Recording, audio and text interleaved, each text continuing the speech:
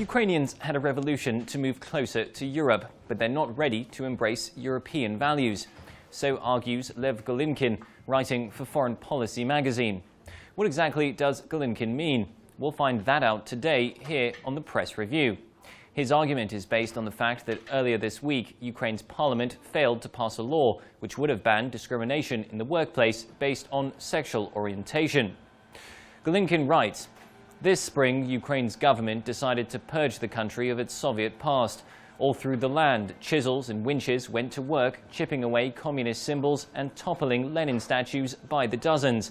But the Soviet dictatorship was composed of more than stone. It was also an ideology, the chief component of which was a callous disregard for human rights.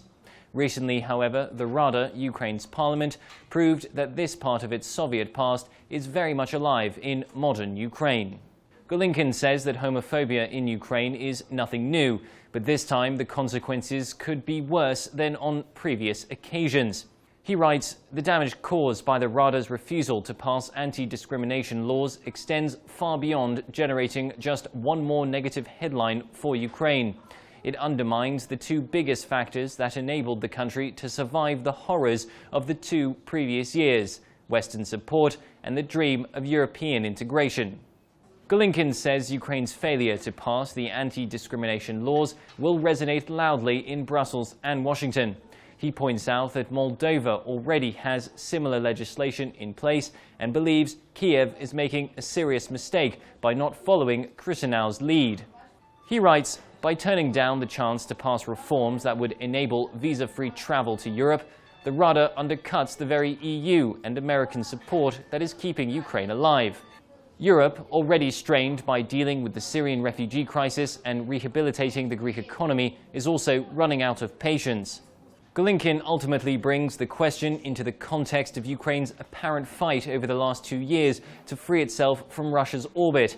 He says without anti-discrimination laws, Ukraine remains stuck in old ways of thinking which are pleasing to Moscow.